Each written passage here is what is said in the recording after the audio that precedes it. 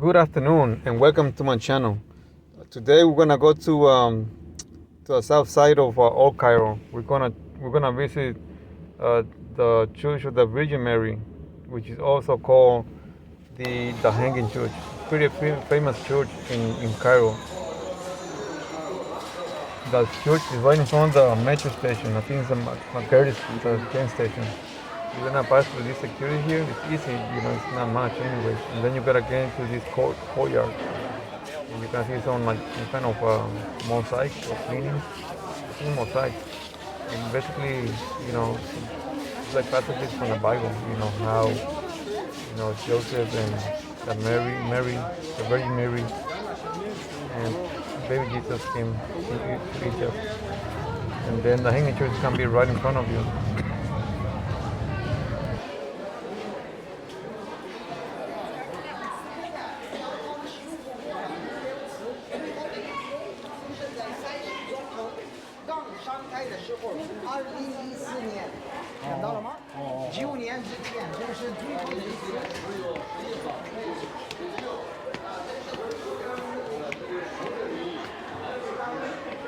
After these stairs, this one's is gonna lead to another courtyard, smaller. And I like this kind of architecture. It's older.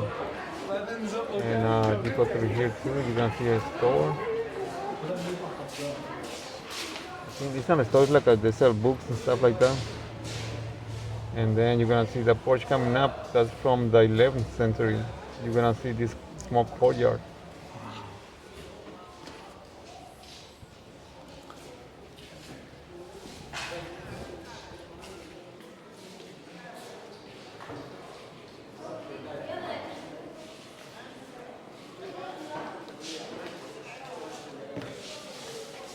And this passes porch, which is beautifully decorated. This is from the 11th century. This porch here. And then you go inside the church.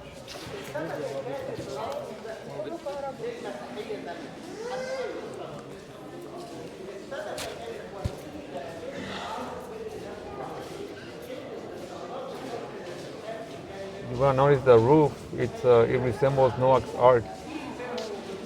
See how the roof it is. And then on the side, on the wall, you're gonna see different relics, relics from different saints. This church dates from the 7th century, but it was probably occupied. The site was occupied by a different church during the 3rd or 4th century. This is where they had the relics from the different saints: Saint George, Saint Barbara, and Catherine.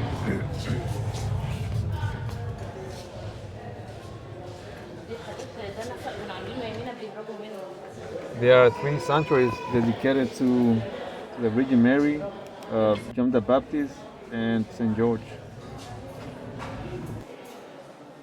This is where they used to escape. If they were praying here, and then they were gonna get attacked, they escaped through here. The escape route. These are relics of saints. Did you see the stairs just now? Those were used just in case they were attacked during prayer.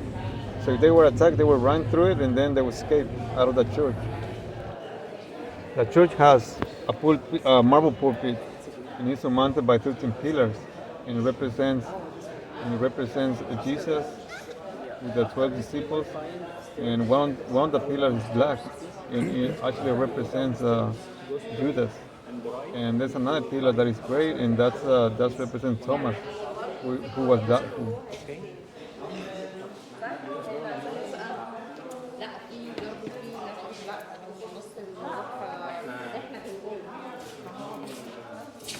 And on this side, there's like a window through time. Well, not through time, but it's a window that you can see the bottom of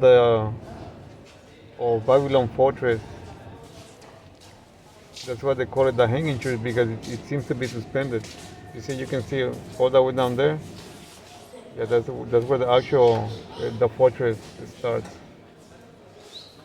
It's what can I call it? The tower, the south tower.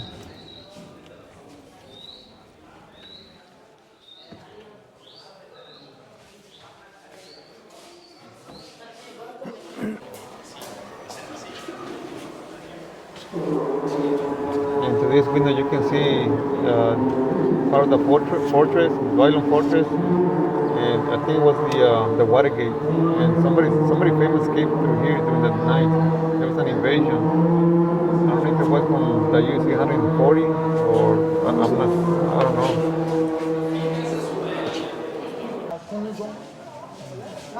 And there's another window that you can see right all the way to the bottom of the fortress. The marble pulpit from the 5th century, by the way. It's a really old pulpit.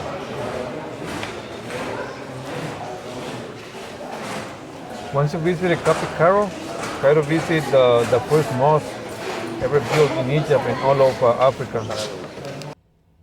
I apologize for not turning my audio on. I forgot to turn it on. But right behind me is the first mosque ever built in Egypt and all over Africa. And it was built by the general Amr Ibn Ala-as. He was a conqueror that defeated the Romans in the year 640, 641. After he conquered Egypt, he allowed the Christians, the early Christians or Copts, to build churches in Coptic Cairo. That's why you see so many churches in that area, because General Amr Ibn Ala-as allowed them to build churches there. And he decided to found a new city north of Cairo. North of Coptic Cairo, and he called it Fustat. So if you go to Coptic Cairo, you can visit this mosque. It's about maybe 400 meters to the north of Coptic Cairo, and if you want to see some ruins from Fustat, the early city, the first city of from the Muslims, it's gonna be about 300 meters to the right, and this is where you enter the mosque. You just gotta make sure to take your shoes off before you get in, and then you can leave them by the wall, or they can take care of your shoes, but you have to give them some bakshish, some money.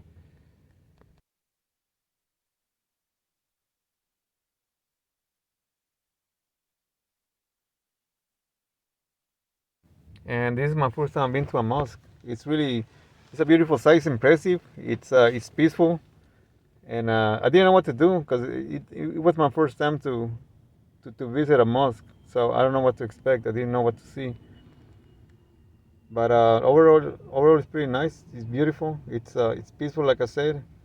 If you have a chance to visit, just come and visit. It's the first mosque in Egypt, and the first mosque all over Africa.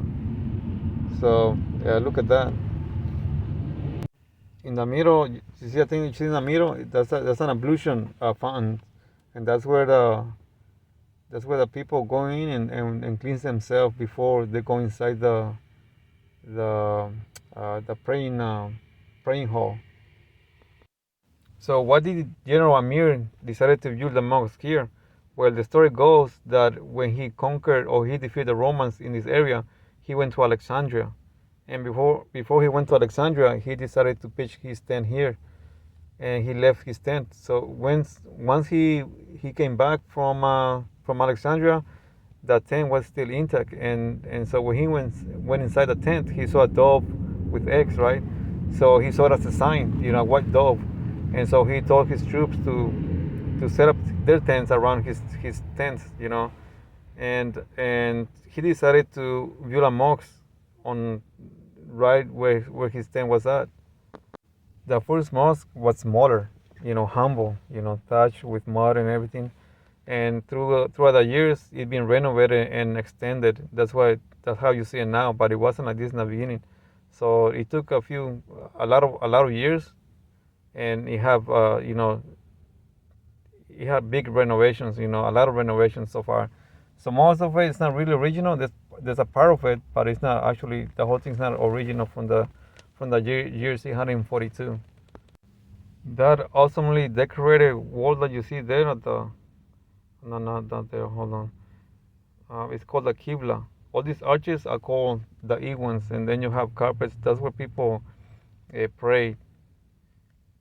And they can fit in like about 4,000 or 5,000 prayers at one time. This is called the Qibla wall, and always points to Mecca.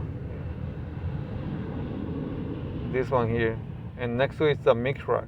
Mihrab, I think they call it. I didn't know what they were, except that every mosque that I visited, all of them had the same configuration. You know, they had the Qibla wall. I didn't know until now. Well, thank you for watching my video. I hope you liked it, and I'll see you guys in the next adventure. See you next video.